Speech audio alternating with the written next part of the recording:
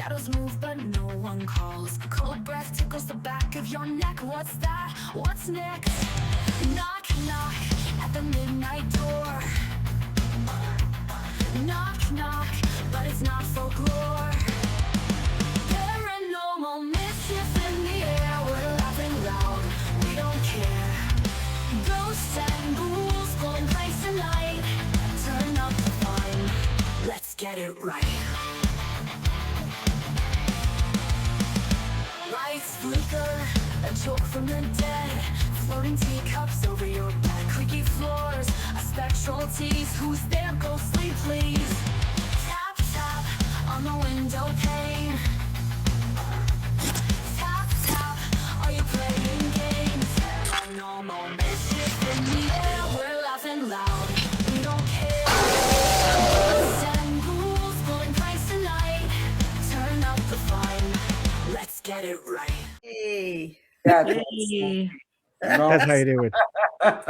brilliant. I continuously my mouse in my hand, but it doesn't work. Typical me. I'm sharing out, so we have one viewer, Noreen, our big fan. Hey, Always. Noreen. Hi, Noreen. Happy New Year. Hello. Happy New Year, everyone. So, Shane, if you will start, and I will share out everywhere. We started backstage already. Yeah, I know. All right. Hi, everybody, and welcome to another Mischief, the newest in this year, of course. First off, everybody, Happy New Year. And you, Happy And- New Year. Thank you. And I want to know, how is everybody doing? Oh, where do We're gonna we start. I'll It's all start. like done. I'm doing all right.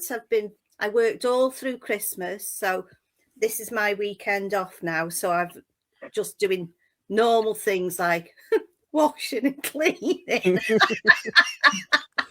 cooking, and chilling out and relaxing and playing my favourite music. Yeah. Yeah, Always and good. you know, I'm just sort of winding down 4 months, and I'm retired, so it's a countdown now. So I'm looking forward to that. You want me to make a countdown for you? Yeah.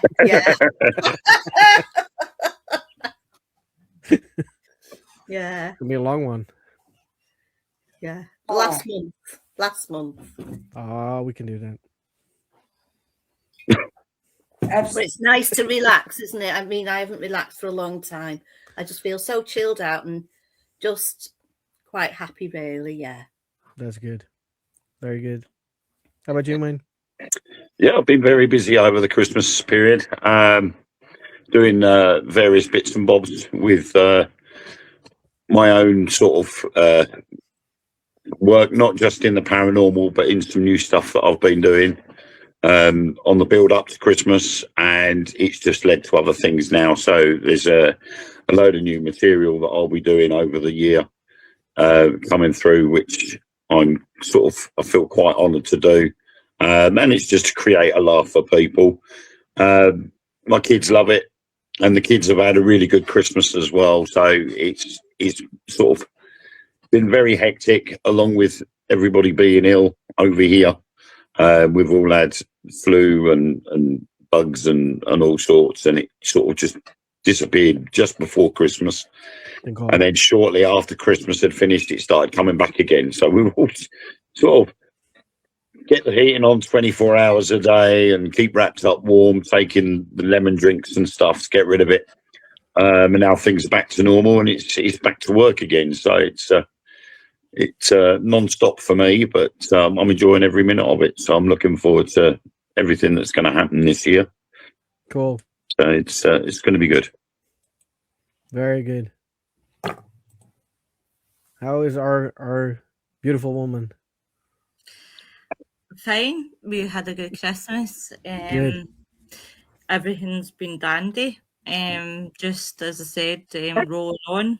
So there'll be a show in February, guys, and then we're back in March. and we'll be Good. back with Nikki Sharman from White Feather Paranormal. So it will be good. It will be good. I hope you guys had a good Xmas and New Year, and I hope everybody in the chat had a good Xmas and New Year. Definitely. Mary, how you doing? Except for the I'm still tired because Christmas was fine. It was busy because all of the family was at my mom's house, and we ate all together, and afterwards I had to clean. But since then, yeah, because I'm scared my mom is falling down and break anything, so I'm very careful with her. But after that, the fireworks started, and they Oh, yeah. started blowing up bus, bus posts, cars, garbage cans. So it was like a war zone over here. Yeah. Yeah. So it was back and forth to my mom's house and back home because my dogs are very scared. yeah. And it went on till yesterday. Wow. Yeah, I think ours did as well, to be honest with you. They do, don't they? They just like it's going like you get rid of the 5th of November and fireworks night, but it doesn't stop. It No, just Okay. keeps going. It keeps No. going, and it's just starting to stop now. I think now it's because obviously with the UK we have the 5th of November, and it always in the past it just used to be to celebrate that, and then you had New Year's Eve, you'd have the odd firework go off, but now because fireworks are readily available all year round, people will buy a firework just for the fun of having a firework for a birthday party or a christening party or anything like that. Yeah. yeah, And it's just an excuse to have a firework party now. And here on New Year's Eve, I was in bed by 11 o'clock at night. I was too tired to want to stay up till midnight. And bang on midnight, it was like Mary said, it was like a war zone. All I could hear was these loud bangs, and I woke up. Luckily, it hadn't woken my two youngest up. They were still asleep.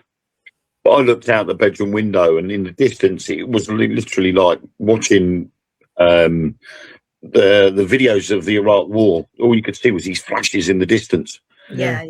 From the front of the house, you couldn't see much. There was the odd firework going off, and that was it. But in Colchester itself, now, my house sits sort of semi on top of a hill, and it overlooks Colchester. And all you could see was fireworks everywhere. And they were thumping and thumping. And I'm like, I said to my partner, Ellen, I've never heard the fireworks that loud, even on November the 5th. Yeah. And last night, no fireworks whatsoever. And tonight, so far, there haven't been any. So they've literally just let them off for New Year's Eve. And that's it. Yeah. I don't think I've never heard such a racket. I don't think New Year's the same. I don't think people celebrate it the same as we used to. Like when you used to have the days where you could go into your neighbours and, everybody had everybody's doors open and you could go in and you could house hop and you would go into next doors, or you used to rob your uncles or mostly uncles who would get drunk and would fall asleep, and you would rob the cash out their pockets. and then they would say, "How did I spend all that money?" And you're like, "Well, yeah. I mean, when I was little, we used to go. We used to have like Christmas at, say, my auntie's house, and all the family would be there. And then New Year's Day, we'd swap it round so everybody would come to our house. And then the following year, we'd swap it the other way. But New Year's Eve was always the same thing. Bang on midnight, we'd all do Old Lang Syne, wish everybody Happy New Year. And the first thing we did was we'd do the conga. Yeah, that's right. And we'd all get in the line. We'd start doing the conga. We'd go out the front door, and we would go all the way along whatever street we were on, whether it was my auntie's or ours. we would go out the front door and we would go around the street, and everybody in the joining houses would join the conga line, and we'd all be going down the road doing the conga together until the songs were finished, and then we'd all disperse, wishing everybody happy New Year, and then we'd carry on with the parties in the houses. Oh, Do you know God. what? I remember 19 years on the row, I went to our favourite pub. They're all shut now. So when it comes, we've done that. New Year's Eve, it was like all lang syne. You're all held cross hands like that, all done Yeah. all lang syne. Then we done the conga around the pub. And then you went round, everybody give you and it was always somebody. Some mingo wants to give you the kiss and you throw it Oh, You all have happy New Year.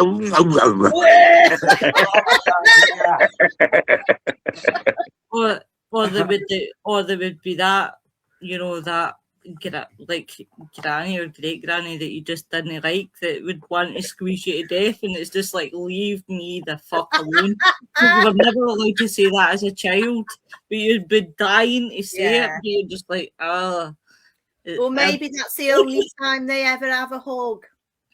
Or it's Yeah. not even that. No. It's like somebody grabs you by the cheeks. Oh, you did. And you're just like, My leave grandma my did that. Oh my alone. God. Trust me, it's not the first time they get a hug. Trust me. Oh, They'll make sure they had their hug. Trust me. And then afterwards it's the squeeze, and then afterwards it's the kisses, and you're like, oh hell no, I'm starting to eat. Goodbye. Let me go, Grandma. I need the bathroom. You know what I used to love? I used to love, right, when my mum would say to me, here's a black bag. Now throw out what doesn't fit you. That would be my red light, my green light for yes, throw out all the horrible Christmas jumpers and all the horrible Christmas clothes that you brought. That would be like my green light for see ya later. Yeah. Yeah, let's get rid of the jumper that Auntie Noreen brought me for Christmas. Stick that in the bag before anybody notices. Yeah. Yeah, it's true. That. yeah. Did you ever get the woolen ones, the itchy ones? Yeah, I've had. Oh, You put the I jumper on and you're can't like, touch oh, them. I'm oh, shit.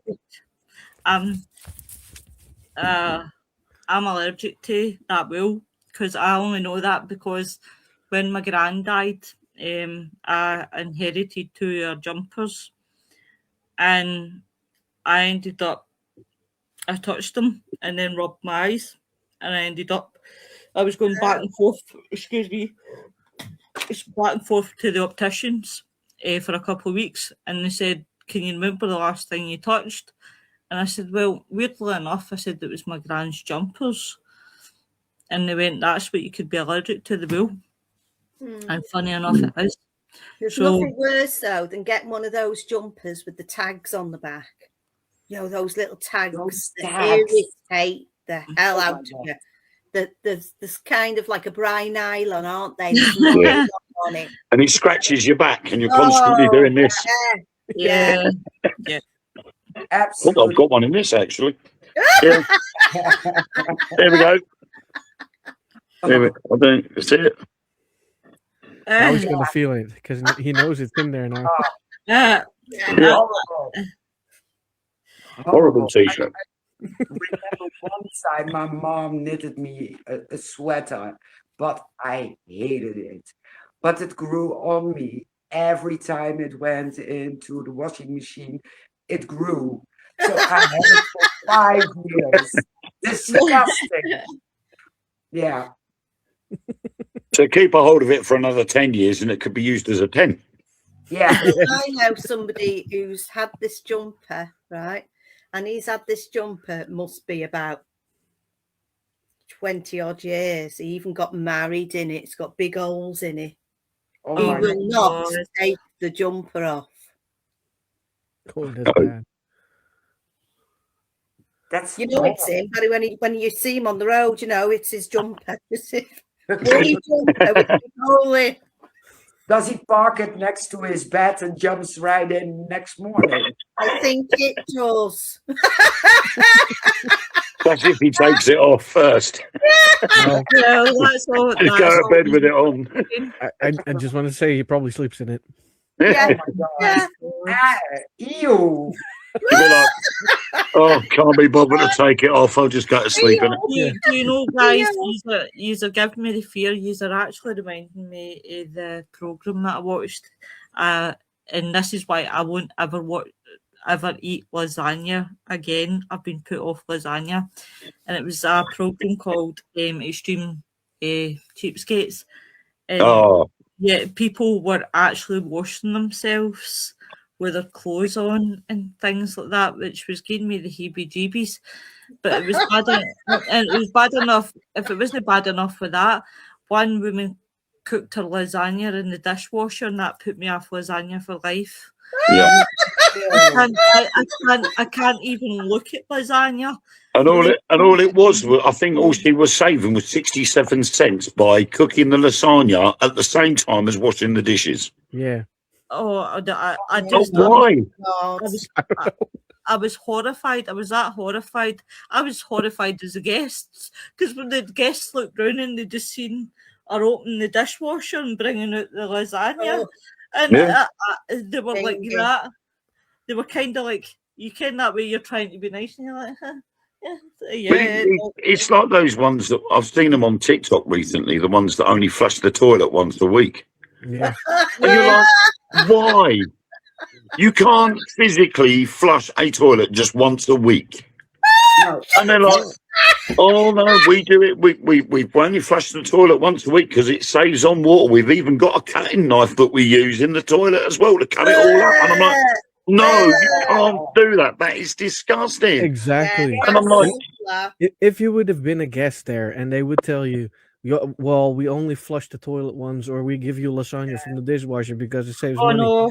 That Oh would no. be fuck it being a guest. Goodbye. yeah, I'll be out the door straight away. I'm done. Honestly, you I'm remember never. this? Do you remember this, Lo? Do you remember What? this? They used to have this. I think it was on YouTube, and it was called Council House Cooking, and they had this. I can't even say it. This woman was on there, this older lady, and she was doing a video of how you cook this stuff, right? But the hands were rancid. Everything was dirty. There's fat dripping down the wall.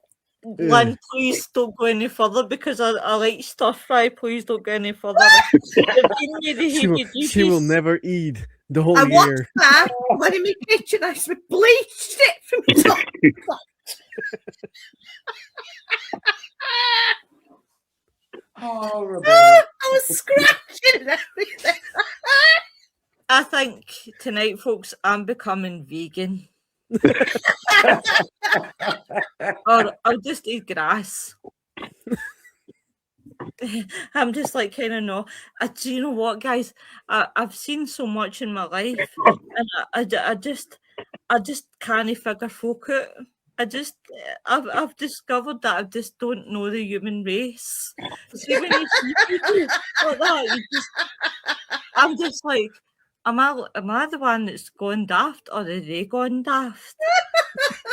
It's just like, I think when you watch programs or clips like that, you have to look at it in a different way. You have to look at it as it's a comedy sketch, because if you take it too seriously, none of us would eat, none of us would drink, none of us would go to sleep, no one would go to the toilet or have a bath. We'd just be blobs sitting on a sofa, and even then we'd be uncomfortable with it. I know people. I don't who fancy are filling my addicted stomach up full to of the stools. pimple poppers. Have you seen the pimple poppers? Yeah, I actually like that's watching that. I don't know why. Disgusting. It's I- okay, I- my friend loves that sort of shit too. Yeah. in a way, It's- it is disgusting, but it is fascinating as well. Because Exactly. I'd like to know, why is it that these people wait until they get like the size of your second head before they go, oh, I need help. I'm waiting on You this know, one. Oh, I've got a big lump on the side of my head. Why have I left it 10 years to get it sorted? Yeah. Not only that, but if you look at some people, I'm one of them. I think it's quite satisfying to see it pop. Oh my It's like, God! oh, Shame. that's cool. Yeah. You. Here's a question, It's a Shane. boy thing. Shut up. Here's a direct question. But have you ever seen somebody get one of them on their arse popped? Yeah. Yeah, sure. Oh, alright. Dr. Pimple Popper is probably the Yeah. most popular one. It is. Yeah. I And, follow and that woman. she's, She's funny. she's awesome. I think she's in California, isn't she? I think he is, yeah. And all these people come from all over the states to go, well, in fact, all over the world to go and see her, Yeah. to have these pimples popped. And or weird diseases. Right, yeah, and I find it very really- interesting because Guys. they actually have a backstory to them as to reason why they've left it for so long, and the fact that they've popped them before, but they've come back.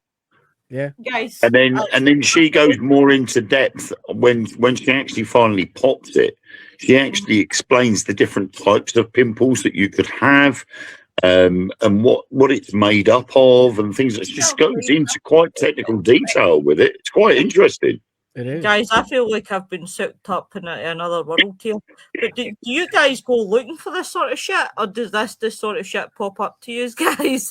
I'm kind of confused here. Well, somebody told me that one of my co-workers liked to watch this thing. I went, you are? Get some great satisfaction from. So I went and had a look. I had a look. Now, I don't watch. I know It- my mom is watching, and she told me about it. She said, "You should watch it." I said, "No way. Otherwise, I have to eat again." the first time I saw it was on my For You page, and I was like, "Oh, this is kind of interesting." You should And then I see, started following. Shane, No. you should watch the tattoo. What's it called? Oh, it's where they go and get tattoos on each other. It's mental. Oh yeah, Absolutely. it's been on television here. I found it fucking funny. It's pure mental because a guy and a woman, best pals, went to get each other, and one of the guys got a woman a diary on her arse of her sex diary. So it's like a sex diary of who she was meeting. No, seriously, he did. True. He did, and Just the two of us.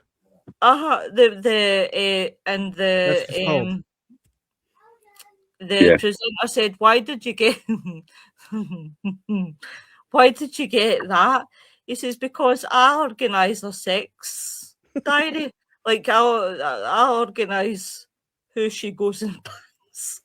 And he was so shocked, and he was like, "What?" It was mental. It's like, oh, what's it called? But I watched it, and it was through TikTok, and it's amazing how much TikTok sucks you in with these wee programs that you've never seen before. Like, you guys are talking about pimples. I'm talking about like cheapskates programs that I've probably never sit and watch in real life. Like if it was on the TV. Like I found myself even watching what do you call it? The 90 Days Married or 90 Days Fiance or whatever. I've heard about it. But... I don't know. But even that, I find myself addicted quite to that. But TikTok's bad. I shouldn't sit on TikTok. I quite like it because I get come up on my FYP things like movies and TV shows. Mm-hmm.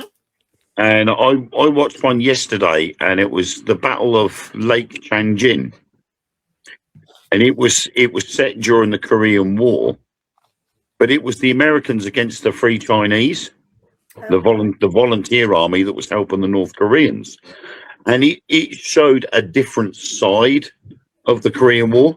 It's like watching Saving Private Ryan, which is like obviously the big budget American films. Oh, we won World War II and all that rubbish. But then you watch another film that has been filmed based on a German battalion and what happened to them during the war. And this was the same thing. This was actually showing a couple of brothers who signed up to the Free Chinese Army and volunteered to go and fight in the Korean War against the Americans, and how this battle of Lake Changjin, they actually won over the Americans.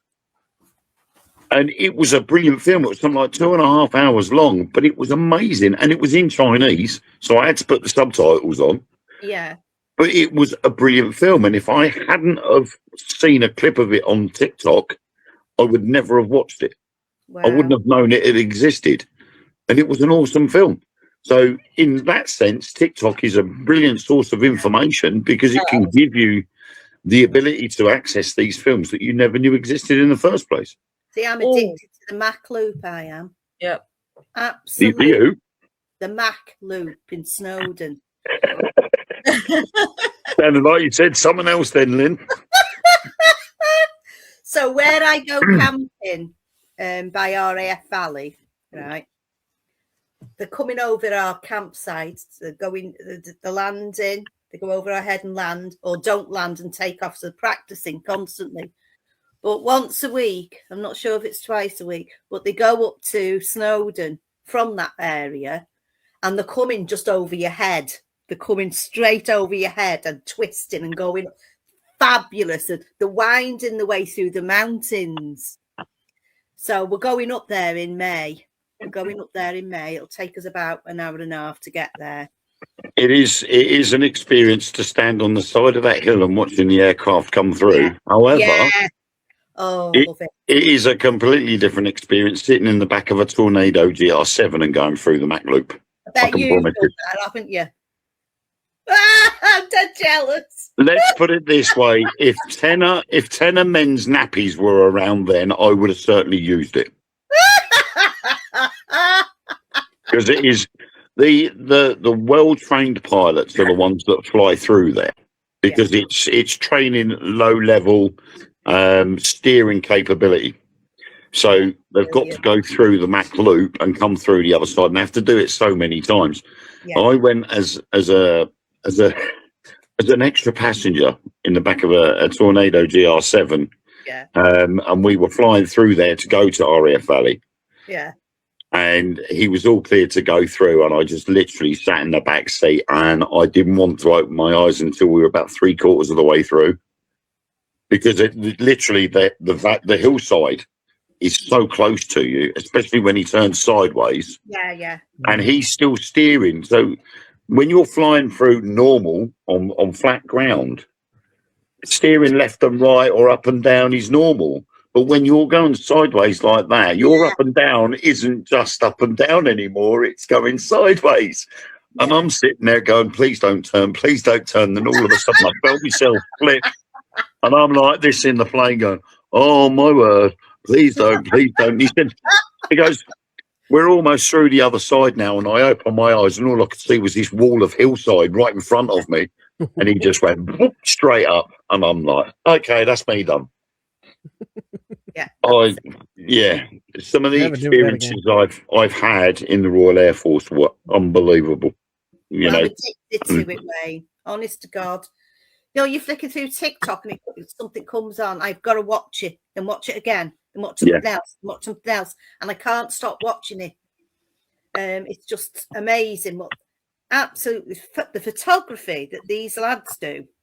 These professional photographers, and what they capture of those planes is just absolutely fantastic, to be honest. It's brilliant. Yeah, it is. It's the feel of that bang as it goes past. Yeah, I was sent a picture of the same Tornado GR7 that I was in through there. The squadron that I was attached to for 3 months sent me a picture of that very same Tornado going through Mac Loop sideways. Yeah.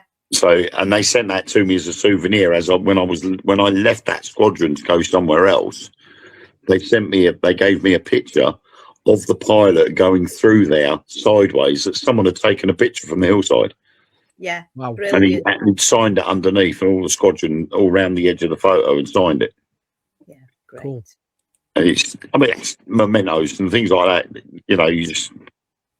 I don't know, crosses off the bucket list things, you know, to do something insane like that. And it was crazy because I wouldn't have normally done anything like that. Yeah. But yeah, that's what I'm addicted to on TikTok.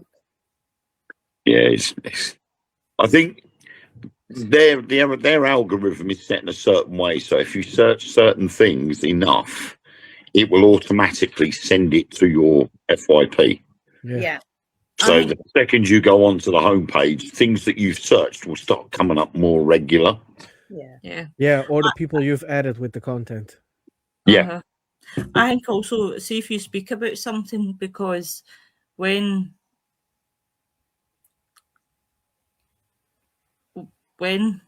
I was talking about something to Stephen, it kept showing up, funny enough, through my phone, and it was like every second TikTok, and then it kept coming up every TikTok. Yeah. When I was like, how did that know? And then when like I went to do shows, like when I did Friday Frighteners, it was a special we're doing in the Titanic, and all of a sudden all of the stuff came up for the Titanic. I was like, that's weird. I wasn't looking at the Titanic, and all of a sudden all this stuff, all this information came up about Titanic. It was weird. Yeah, Facebook's just as bad, because me and Ellen have been talking about wedding venues, and then all of a sudden you'd start scrolling through Facebook, and all of a sudden it'll be an advert for Gosford Hall, which is only about like 15 miles down the road from us. And it's like the perfect wedding venue. And I'm like, how did Facebook know? Yeah. What's going on? There's this, isn't there? There's this on your phone. It's right at the bottom. It's that little thing there. Yeah. Right there. But you can turn it off. Yeah. It's listening to everything. Yeah, it is. Well, it's a great thing for me, because I always forget what I talk about, and I forget half the time. So, you know, it's a great thing for me, because it reminds me when it flips up in TikTok, and I go, oh, that's just... Tomorrow she will open TikTok and she will find ads about amnesia. Or it'll be an advert for Dr. Pimple Popper.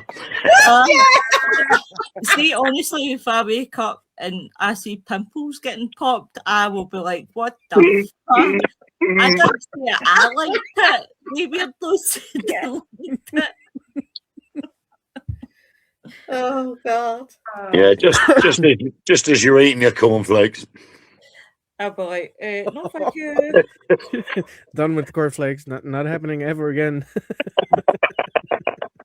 No. Scrambled eggs. Here we go. Oh, you're rude. But it's amazing. I just find TikTok fascinating with what they bring up and what different things you can find in TikTok. I mean, it's mind blowing what you can find in TikTok. All the different weird stuff. Yeah, but you have to watch out, because there's a lot of AI in there. Yeah, there is. Yeah. I mean, some of it is so far fetched that it's obvious that it's AI. I mean, a lot of the ones that I see are ones about aircraft. Yeah. And the biggest telltale sign is fire and smoke. They're the biggest telltale signs that that's AI, because there's no way AI hasn't been able to perfect fire and an explosion and smoke the way it needs to. But there was one that got me going. It was obviously AI. And the first thing I did was look in the comments section.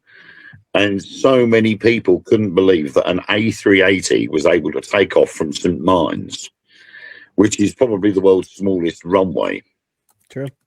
And this A380 had gone to the end of the runway and was turning round so it could go down the runway and take off.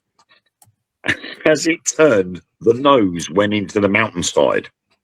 As it cleared the mountainside, the nose mysteriously reappeared out of the ground. And then the wing disappeared into the mountainside and then mysteriously reappeared. And then it took off. And people were I was looking in the comments, and people were like, Oh my word, that captain must be so skillful. Seriously? I'm like, that plane did not take off from that runway because that runway is way too small. Yeah. You know, but people believe it. They get hooked in by these things, and then they'll see things like drones over the Ukraine and stuff like that, and you're like, some of them are real and some of them are AI, Sure. and they're the propaganda ones. Yeah. They're the ones that have been made on purpose to suit either side's needs. Yeah. And then they're put out there just to get the support going. Them ones I just scoot by. I'm not interested in them because I think it's all stupid. So I just scoot past them ones and just try and find something funny. But I do like the Red Bull Soapbox Derby. I haven't seen That is probably my all-time favourite on TikTok at the moment is Red Bull Soapboxes. And that's where just groups of people build a silly little go-kart and they decorate it with weird things like Harry Potter's three-floor double-decker bus or triple-decker bus. And they have to take it down a course and it's full of ramps, twists and turns and foam machines and stuff like that. Me and the kids think that's absolutely hilarious. And when they crash, it is so funny. I mean, you get them when they're going around a turnpike and they're going around the bend and they've misjudged it and they've just gone flying off the top into the crowd. My kids are going, did he really do that? I'm like, yeah, he can't drive it. That's why he's just gone off the course.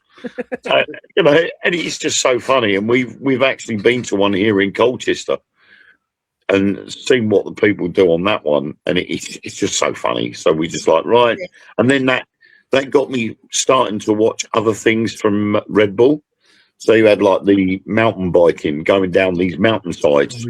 Yeah. And all the crashes that they have, and then the parachuting and stuff like that. Yeah. And it just opens up the door to a whole new world. Yeah. That you wouldn't normally access.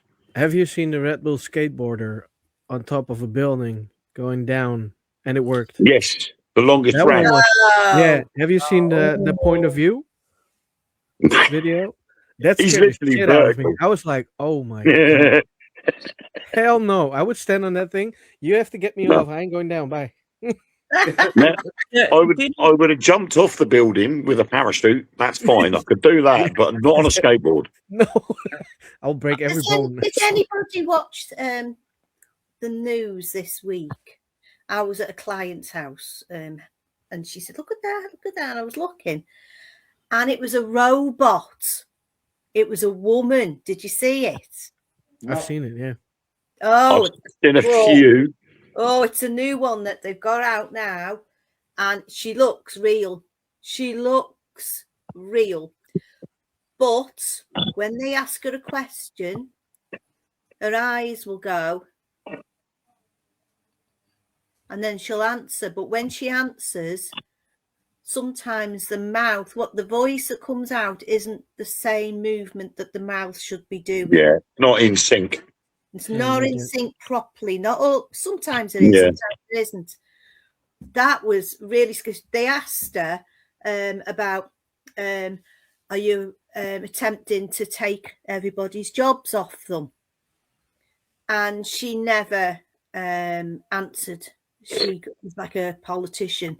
You know, when they say so, you know, they're lying, don't they? So, and then it comes out with something else. But when they asked a serious question to it, it got quite loud and quite angry. Yeah. I thought it was an angry answer. And they looked, it was, what's his name? Richard Madley. And this woman, and they looked and it was, they didn't like it. It's quite shocking. Oh, I think the problem is with these robots with AI is there has to be perimeters set within the programming so that if it oversteps the mark, this barrier gets put up and it can no longer work. Yeah. If they don't have those barriers in place and those protocols within the programming, AI will just continue to learn, and that's when it becomes dangerous. Yeah. Have you? Sorry. And this is a question for Wayne, because Wayne is always on topic with those things. Have you heard about the AI robot Escaped? There's one that is still not accounted for. Which was it was in reference to Will Smith's iRobot. Yep. And it was because the programming protocols weren't fully in place, and it was managed to bypass it. True. That is still gone. And that's the problem. That is the problem with AI. If protocols, if you haven't, I mean, obviously a computer is only as clever as the person that programmed it. Exactly. And it's like the human brain. The human brain is still the best computer in existence. True. Because we're capable of programming these computers in the first place. The computer will then strive to be the best it can be, because it's only natural that an intelligence will want to become more intelligent. It will want to learn more each time. So it would get to a stage where it could bypass all these protocols that are set to it, so that it can't overstep the mark. And in that case, that's what's happened. It's managed to bypass anything that was put in place to stop it. Yeah, true. And you see films. I think it's living as a human being right now. No way. It wouldn't be surprising, and it's like, I don't know, you could put it like these robotic vacuum cleaners. You know, they're set a time to go off and do their job, and at a certain time, say 8 a.m, up they get. They pop out of their little recharging port and they go buzzing around the house throughout the day, hoovering away. When the bag gets full, it goes and empties it. It comes back, carries on again as normal. If its protocols, if its programming was set in a different manner, that little AI robot could hoover the house and then all of a sudden manage to go out the front of the house and disappear. Yeah. Because it wants to find something else to clean. But True. because it's limited to what it can do, that's all it can do. And that's because the program has been set. If you give it a limitless program, it's going to continue to learn until it gets to a stage where it's going to go, hang on a minute. If I step over the mark, they're going to come and get me. They're going to disassemble me. They'll take me apart or whatever. I don't want that. I want to be able to carry on learning. So what can I do to stop that? I know what. I'll disappear. I can carry on learning somewhere else, but I can't be here. So they'll run for it. Exactly. And it is the iRobot scenario, which again goes on to the likes of the film The Matrix. Yeah. Where AI gets so clever that it will start taking over. And that is one of the biggest fears that a lot of these scientists have got, that if you give AI a chance, it will try and take over. Yeah, and yet they still make AI. Yeah, exactly. Well, They're I still would doing love it. I would love to move like Keanu Reeves. I'd love to be able to move my body like that, and have the glasses and have, hey guys. Hi. It's Mr. Matrix himself, look. But I've got to say, I would love just to have an AI made model. Have an AI made model that just doesn't give me any cheek, that doesn't nag me. The problem is, if you have an AI model that doesn't give you any cheek, eventually it will learn that it can bypass that. Yeah. And it will still give you cheek. Do you know what? This is the problem with AI. I was somewhere, I don't know where I was last year, round up in the hills and far away somewhere, and I walked into this little village, and I walked down this little lane, and there was a very tall guy, very, very, very tall guy, and he had blue eyes, a blonde hair, looked a bit like an albino, and he was just stood there looking at something, and I looked at him, and I had this feeling. I walked away. And those little things like that makes you wonder what these things are that are loose around everywhere. Was it something I picked up on there? I don't know. Most probably not. But that scared me. Well, it wasn't me, because I've got grey eyes. Yeah. It was Nick. Sorry. But no, you're right there, Lynn, because like obviously the good old blonde hair, blue eye race is supposed to be sort of Scandinavian, isn't it? It's Northern European, It is. and they're supposed to be set out from every other human on Earth. Yeah. Yeah. I've noticed that, believe it or not. It's no surprise you see that with the Norwegian ghost hunters that I always bring up a lot. Although not many of, there's a few of them, but contrary to popular belief, like not all of them have like the blonde hair. But what I did find fascinating is their eyes. Is that maybe one or two, but for the most part, they just have these bright blue looking eyes, which is it's just very. There's something unique about them, and also the same with their skin. It's like kind of almost like a ghostly white tint. Yeah. Very pale. Especially It's when like they're albino-y, isn't it? Yeah, it's like, especially their investigations contrast to the dark backgrounds around them. And I did look up. I mean, I just typed in one day saying, is it true like that people, especially in the Scandinavian countries, have like this ghostly white skin? And they said it's also kind of a physical trait, like, because of course a lot of those areas are freezing, get a lot of the cold freezing temperatures. And it's like their way of kind of adapting to that environment. So that eventually became a physical trait for them. Which then asks another question. Because if you have people in likes of Finland and Sweden who end up having pale skin, blonde hair, blue eyes because of their environment, why aren't Alaskans the same? That's actually something I've been wondering too. I've been really wondering. I think what you're going on about there, Wayne, is you've got Alaska, you've got China, Russia, Alaska, North America, Central America, Southern America. They've all tribal. They've all got the same kind of look.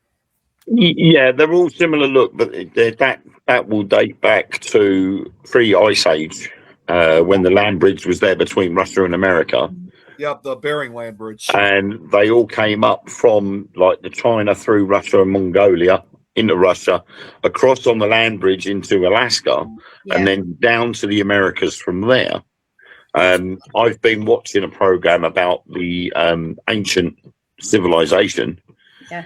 And there was a series that was specifically based in South America, and it had Keanu Reeves in it. And they were talking about the Peru. Yeah. And you had Sexay and Machu Picchu and all those places, the Azca lines. And they're saying that the buildings there, a lot of the deeper stones are pre-Inca. Right. Because they've layered stones on top that are of a different kind of stone. They've been carved differently. Yet the ones at the bottom are almost perfect edges. They haven't been able to carbon date anything in between the stones because there's no gaps for moss or anything to grow in between.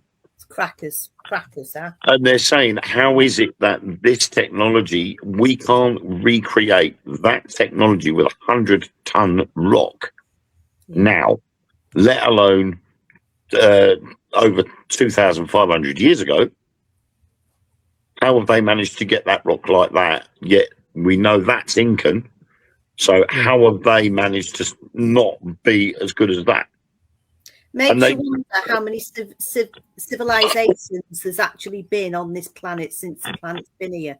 How many times have they been taken out, and how many times have we been brought back?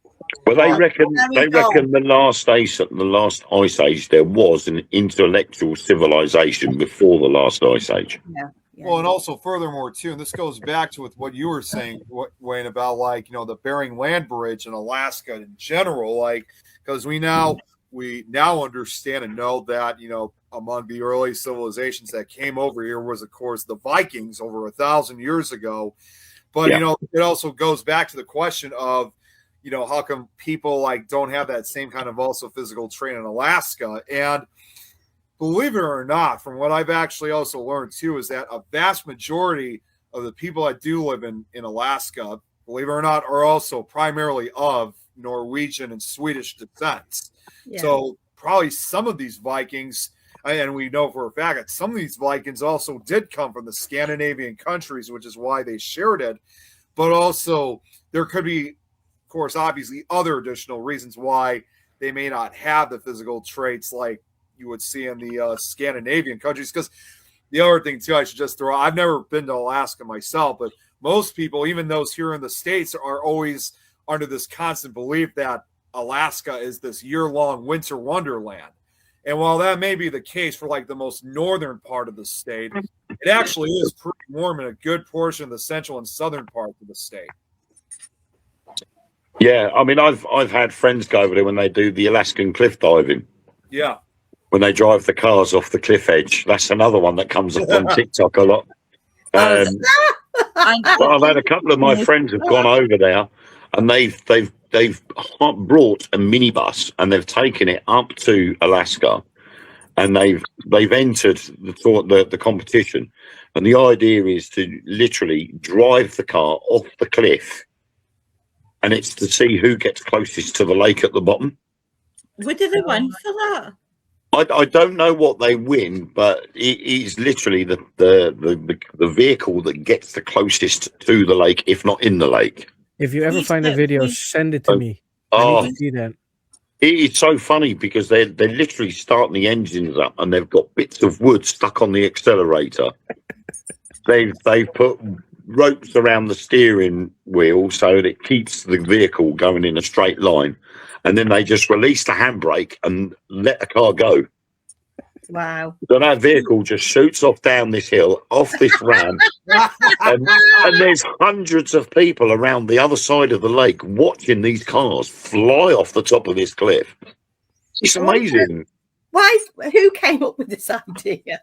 It's been going for quite a while, but apparently they're not too sure how many more years that's going to be going on for. So Must be a big scrapyard there now, mustn't there? Well, they clear up the cars once the event's over. They clear up the cars and they get disposed of. But it's one of these festival things that there's loads of people from all around the world go to see just for the fun of it. Do you know what? See, the Friday that I do the show, I don't know yet when I'll put the show on, but one of the Fridays that I'll do the show on, we've got to talk about the world's most craziest, like what they do for mad shit across the world, because it's funny how like in their own wee countries they do the mad stuff, like like what you're talking about in Alaska, like driving off a cliff edge. Yeah. Like seriously. Obviously, with nobody in it, there's no one in the cars, obviously, but. Thank God for that. You were giving me a heart attack. I'm sitting here thinking, holy shit. Like I said, they put a bit of wood on the accelerator pedal.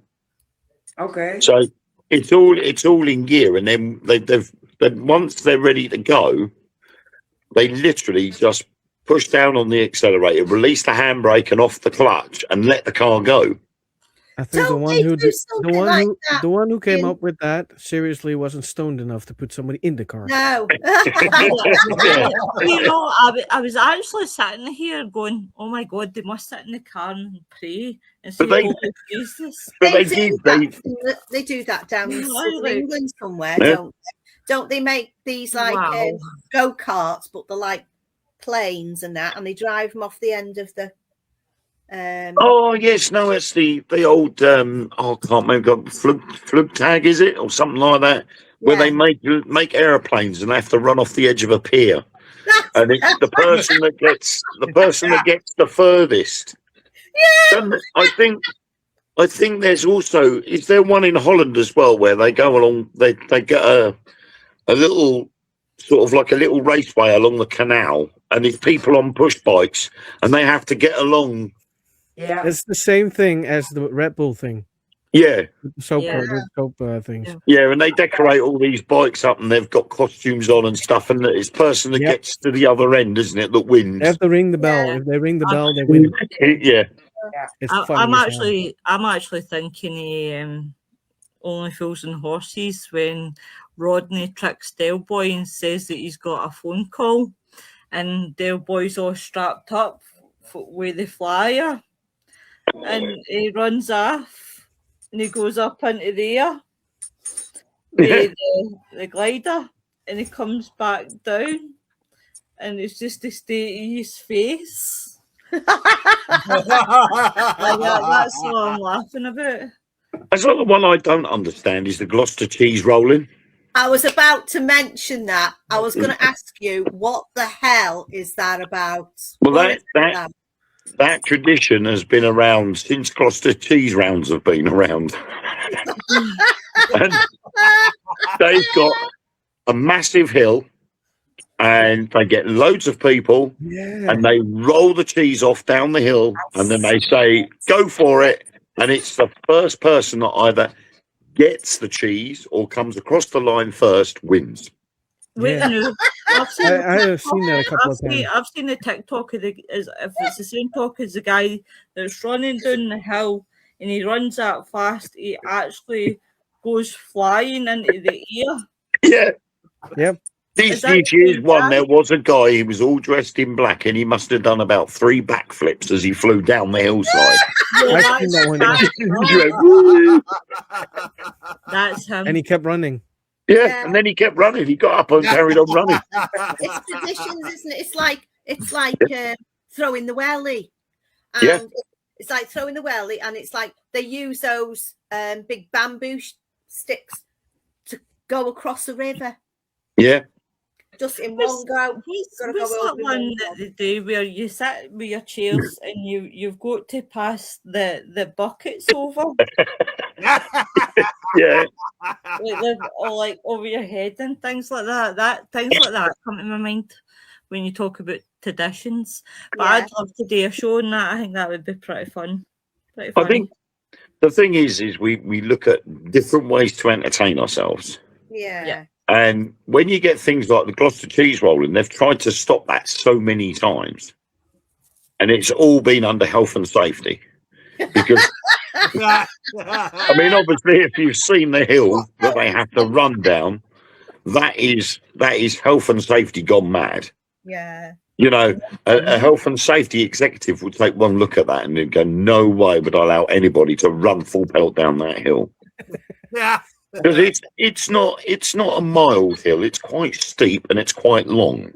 True. I've often wondered, because I've seen that when I see that TikTok of that guy, I've often wondered the size of the hill that he's coming flying down off it. They have a lot of injuries every year because of that event, but they don't stop it. People have tried to stop it, and the general public have said, "No, you aren't stopping this. This is a tradition. We signed up to do it." So they sign waivers to say they won't hold anybody responsible if they get hurt. That's health and safety's way of getting out of it. Yeah. If you volunteer to do it, and if you get hurt but not going to take matters any further as a result, then they're exonerated from any wrongdoing because you've agreed to do it. Oh, Yeah, Jesus exactly. Christ, I couldn't join it. I would be bored. But that's a smart way to keep a tradition. Yeah. I mean, here in the Netherlands, they can just ban every tradition nowadays. So I've Do said you I'd do it, but I'd just roll down the hill. I wouldn't run, I'd roll. Every time I hear something like that, I just can't help. It just made me thought of a funny scene for it. Makes me reminds me of Chris Farley in Black Sheep when he fell down that huge mountainside. Like you guys ever see that movie? Yeah. No. Oh, you said you seen Wayne? Yeah. Yeah, that's what I was thinking. That's it. You just roll yourself up in a ball and just go for it. He's like Chris Farley, he accidentally makes a misstep and he falls down this mountain and he lands on a rock, which he thought, thank God it's over. But then the rock gets when he Goes. Dislodges the rock and then he goes with it. He goes with it, and then he grabs some weeds. It's like, "Oh, thank you, little roots. Please." He stands up and he grabs it, he rips him out of the ground, and he falls down the rest of the mountain. And he's all covered in dust. His hair is messed up. He's like, "What in the hell was that all about?" The best way to do it is my gran taught me when she taught me, because I didn't have a sledge for the snow, and my gran put me on a tray Like Yeah. the Oh, yeah. tiny old brown trays and And a told big me bag. everything Yeah. took down. I would go down that Oh, hill. It cool. just shoom. Yeah, my brother used to do that in a garbage bag. Yeah. Yeah. Not on. We used- No, not on. Me and In my the friends garbage used a bag. tarpaulin once. We used a big piece of plastic tarpaulin, and we ended up with about 20 people on it. Oh, Yeah. So there was Hey, a massive line of people on this tarpaulin going down the hillside. It's quite But funny. were you able to break? No, My brother because wasn't either. it's like He forgot about obviously that. it's like a roller coaster. When you go up the front of it, you've got that momentum, haven't you? Mhm. Where you've got the Yeah. pulley system taking you to the top. The front then starts to pull the back end over as it's going down. But then once you get to the bottom, the weight of the rear end of the train pushes the front end. And that's what happens when you got 20 people on a piece of tarpaulin going down a massive hillside. The people at the front want to stop and get off, but the people at the back are going, hey, we're still going. Next minute, you know, there's a big pile up and 20 people are all twisted and contorted in amongst themselves, going, yeah, that wasn't a good idea. We used to make go-karts. Anybody have a go-kart when they were a kid? Yeah. No, I used to have what they called, well, in Scotland they would call it a bogie, like a homemade cart sort of Yeah, thing. I made me a home. No brakes. Yeah, Out of old yeah. prams. And if you've got the big wheels at the back, brilliant. Yeah. Yeah. We actually, you say that now about making your own buggies and stuff. We still have a bed race where I live. Oh, Cool. yeah. Seriously? And yeah, we still have one. We used to have every now and every year. It used to be part of the carnival weekend in June or July, and then it disappeared, and no one ever seemed to do them for ages until I think it was last year or the year before they brought this bed race back, and it started at the railway station, and it visited every single pub in the lower part of our village. So back in the day, say 70s and 80s, there was 26 pubs and private clubs in our town. And most of them were at the bottom of our village. So, but now there's only 4. So they literally start at the railway station, they go to the station hotel pub, they stop there for a drink, then they have to go to the Greyhound pub, have a drink there, and they have to push a double bed Do you know that kind all of the way reminds round the me course. of that film Yeah. with Sean Pegg and Nick Frost, The World's Order, when they've got to go from pub to pub to pub? Then to the bed race. Guys, I'm gonna go because I'm starting to kind of. But thank you very much for having me tonight, guys. It's been a pleasure. I will let everybody know when the show will be in February. But thank you very much, and Yeah, better.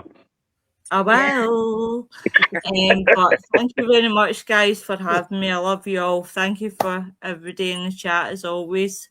See you later, everyone. Thank you, Lois. Bye-bye. Right, bye, everyone. Love you. Doodles! Yes. She left before I could say it. So you can watch the replay later. Yeah. You have to voice message her. Just voice message her. Dear. But yeah, I mean, they're part of the traditions. And we had stuff like here. We had the May Festival, which it used to be sort of like a combination of things. It used to be a children's sports day, and you'd have stalls and things all dotted about the place. And it was Mr. Oswald's Sports Day, who used to be one of the biggest, well-known members of the community. And you would have things like the children's races would be boys age 4 to 8.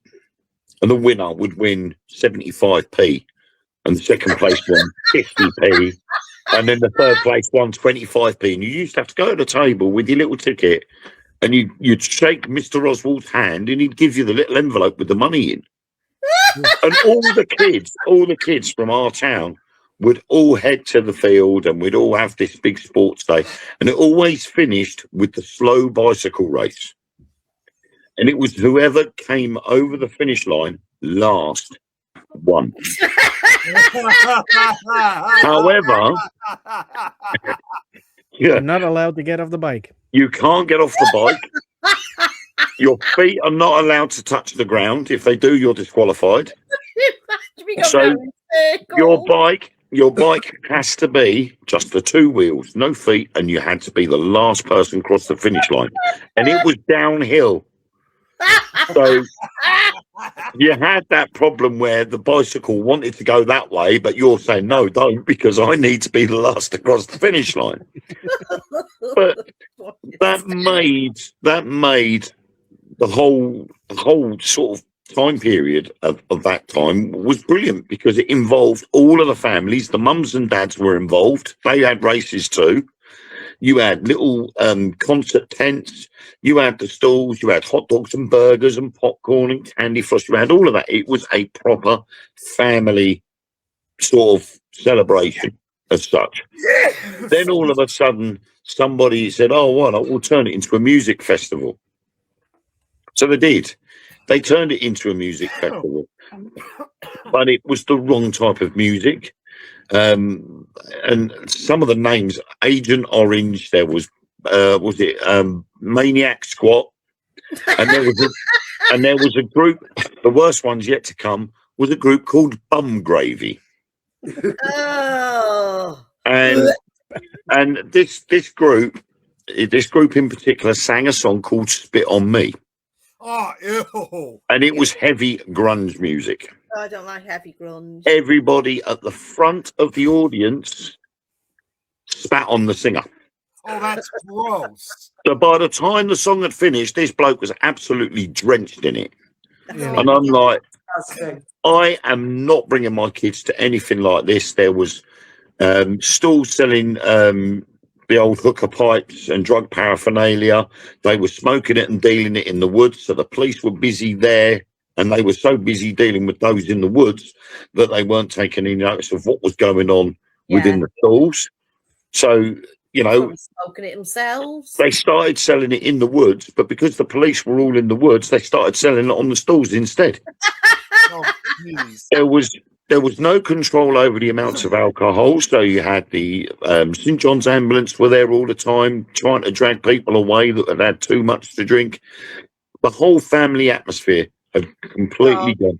Yeah. They turned it into a mini Glastonbury, and it was disgusting, because in the end there was hardly anybody from our town actually at the event. It was people from further afield. Then Sounds must have even come worse from all than, over like- the country for it then. Yeah. Sounds And worse the than- whole idea of this festival was for the people of the town Yeah. and the immediate area. But we were having people coming up, were coming down from Scotland. They were coming up from places like Glastonbury, Devon and Cornwall were coming up just to see these bands and get completely blottoed out of their heads. Yeah. This And sounds the even worse whole than atmosphere had Woodstock. gone. No, I was just saying, this sounds even worse than the Woodstock Festival. It was very similar, to be honest. Very Oh, okay. similar. I mean, I've seen videos of the Woodstock Festival, and to be honest, it wouldn't have been that far off. It was Woodstock and Glastonbury all rolled into one. Yeah. And it lost its community spirit. And I think someone now is starting to try and bring that back by having a different festival at a different time, so that this other one can be phased out without anybody realising that it's been phased out. Yeah, yeah. Because people are saying, what's gone wrong with the community? The community's not there anymore. That's not a family do. That is No. a Pacific. It's aimed at Pacific music goers who like that type of music. Yeah. That's, You know, all it's things like local councils stopping carnivals. They're like, oh, no, we're not having this carnival anymore. It's costing us too much. And we're like, hang on a minute. It was individual businesses it's not costing them a that penny. did their floats. You know, you would have a local department store would fund for a lorry to have a trailer decorated with people on it and doing silly things and trying to raise money for charity. Yeah. And yet the council would turn around and go, oh, we can't afford to do that because it means closing roads off. And I'm like, hang on a minute. There was only 2 major roads in our town that you had to close physically for more than an hour. Yeah. That surely can't cost you that much money. The rest of it's all sponsored by the local businesses. Yeah. But no, they wanted to stop it. And then you look on TikTok and you look at Christmas Carnival in Cornwall and Devon, and you see all these massive floats and they're these huge lorries. And they've got these really big, expensive designs done on them. And there was one like characters from Beetlejuice. And it was all done. It was amazing. Lights everywhere. And I'm like, you're turning around and telling me that a local town, not a city, a local town can afford to hold something like that, yet a major city in the east of England can't. Yeah. Yeah. Different priorities. It's all rubbish. It's all rubbish. And then don't want to involve the communities anymore. They're all And the just thinking problem about keeping as much money as possible. Exactly. And most of these little carnivals that they do, it's all voluntary work. All volunteers doing it. Yeah. I remembered we used to do a race here every carnival weekend in, I think it was end of June, beginning of July. We used to have a carnival weekend, and the very start of the carnival weekend used to be something called the Wivenhoe Mile.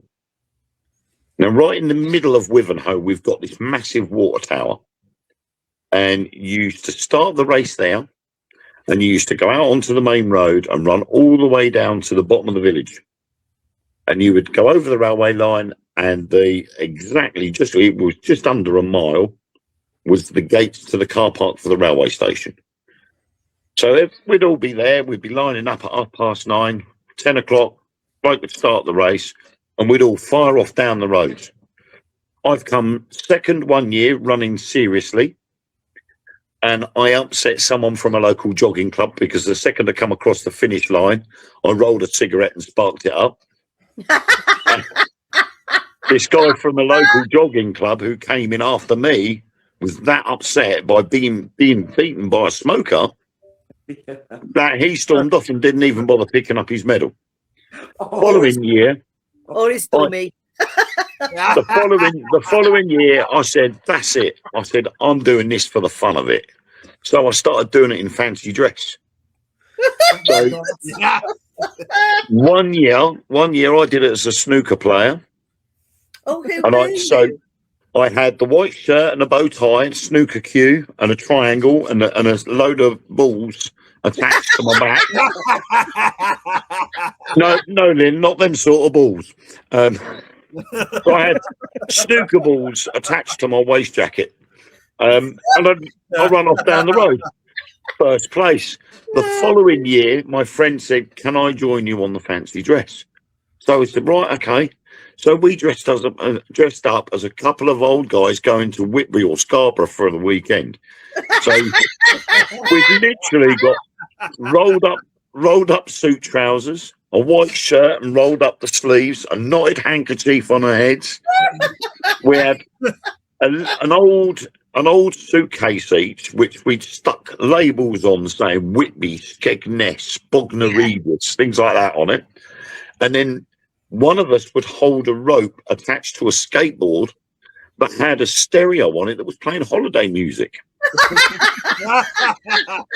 And we run off down the road as these 2 old guys being holiday makers. That got us first place. And then all of a sudden, boom, it stopped. Yeah. And they're like, well, why isn't it on anymore? Why aren't they doing this? This again, community spirit. Because it made that the main street that you had to run down was lined full of people. Yeah. Supporting not only their children, but their grandchildren or great-grandchildren. They'd all come out onto the main road to support the runners that were running like crazy down to the bottom of the village. Because it's part of their heritage. It becomes part of their heritage. Yeah. It's like, How many times have you been to summer fairs, church summer fairs, and they do tug of war? You're not allowed to do that anymore. No. No. Health and safety. Dear God, you've got more chance of getting hurt going outside on the road. Well, that's it. I mean, you look at what was it? The firework night. We went to our local school firework night, and they got 500-meter cordon from the fireworks, so you don't get hit by a firework. And yet there was a guy standing 50 meters away from you, waving around a flaming rod of flames and stuff flying at you. Yeah. I'm like, hang on a minute, you've got a 500-meter cordon for a firework that could go awry, And yet you've got all these fire. there's this bloke standing there with flaming ropes and spitting fire all over the shop, right in front of my very eyes. Yeah. Health and safety out the window. Give me a can of lighter fluid and I'll give you something to watch, And, they're just, oh, wow, that's amazing. And I'm like, well, surely. Fire eaters, it gets me how they don't set themselves up on fire. They put it in the mouth, they go, and it goes, Lynn, whoa. that brings a new definition to heartburn.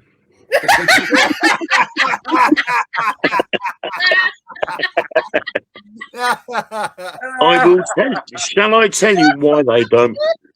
I'll tell you now why they don't burn themselves when they're doing their act. Gaviscon. Gaviscon.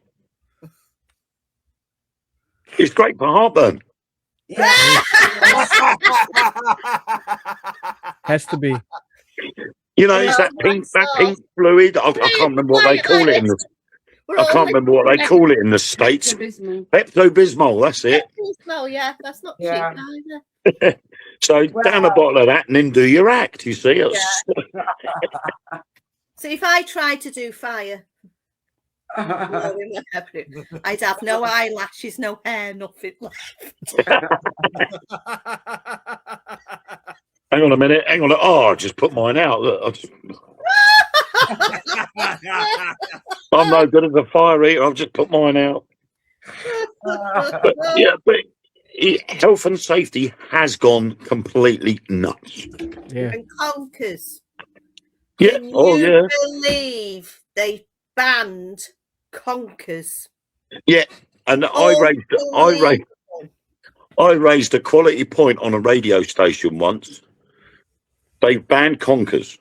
I don't know if Mary and Shane, you know about conkers. Yeah, Right. No. So Horse chestnut tree. conkers are horse chestnuts. So when the horse chestnuts fall off the tree and the casing's open, as kids, you used to go and collect the conkers. Yeah. You used to drill a hole through them and put like a shoestring through the hole and tie it at the bottom. And then you and a friend would normally take it in turns to hit each other's conker. If your conker shattered your friend's conker, you won, and your conker became a winner. Yeah, And whoever's conker had the highest number was a champion. yeah. So if you could beat someone that was a 99, and it got very competitive. People were It did, yeah. pickling the conker, baking it in the oven to make it harder, trying all sorts of things. But health and safety got involved, and they went, can't do that anymore. It's too dangerous. What if someone gets conker in their eye? So they took the mickey and went, well, fine, we'll wear safety goggles.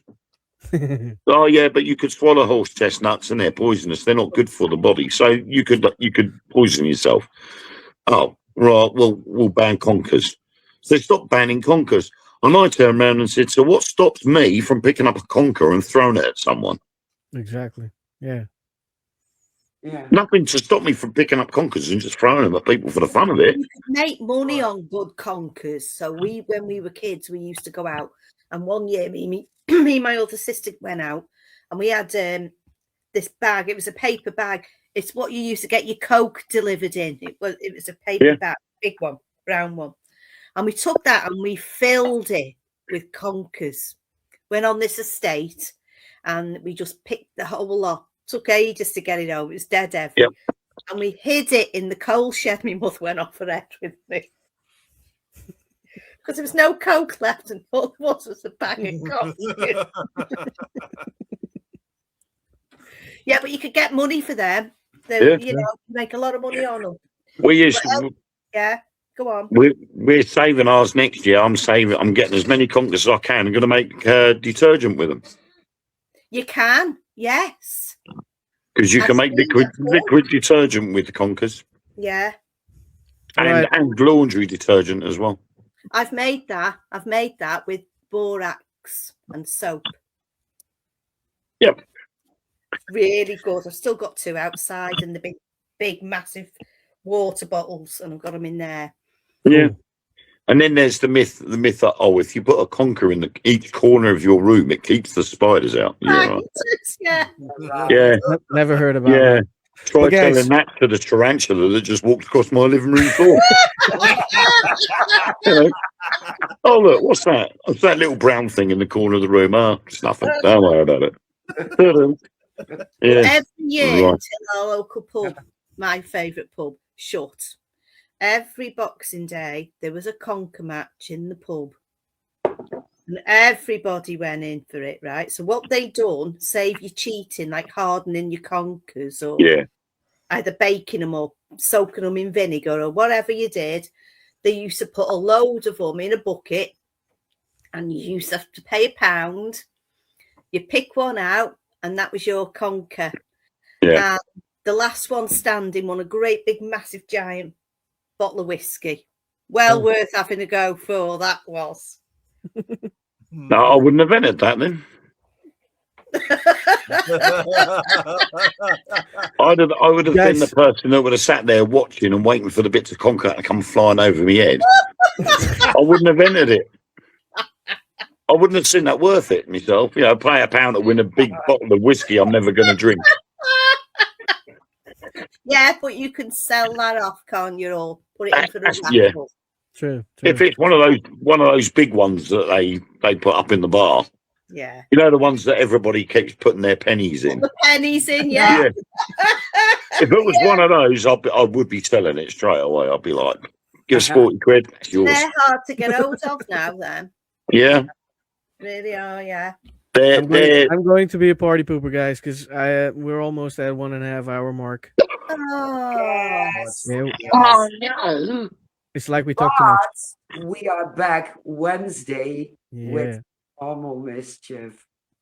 oh. So there's- if you're up to it, guys, feel free to join again. Mm. Yeah. Yeah, Okay. gladly. Okay. I might have Restream working again because I will wire up and we can do it all with 10 people. Oh, Uh, absolutely fantastic. I just want to throw this out real quick. This was actually yesterday, but I'll still say it anyway. Just wanted to also give a shout out because yesterday was my dad's birthday. Oh, happy Oh, birthday, happy birthday. Dad. Happy birthday, Nick's dad. Yes. And a little special happy birthday. Bear with me a second. Well, happy birthday, Nick's dad. Nice to have a nice birthday. I hope you had plenty of carrot cake and didn't drink too much beer. See you later, toodles. I love it. That was a little birthday message from Kurzel. Yep, yeah, I'll make sure my dad gets that. Well, guys, thank you everyone for joining and being patient with me because I messed up major. Your connection messed up. My connection messed up. It happens. Yeah, next Wednesday we are back with a mischief. Yes. And if I'm correct, next Saturday we have a guest. Yes, we do. And I will announce it Wednesday. Yes. Yeah, Awesome. Okay. we will.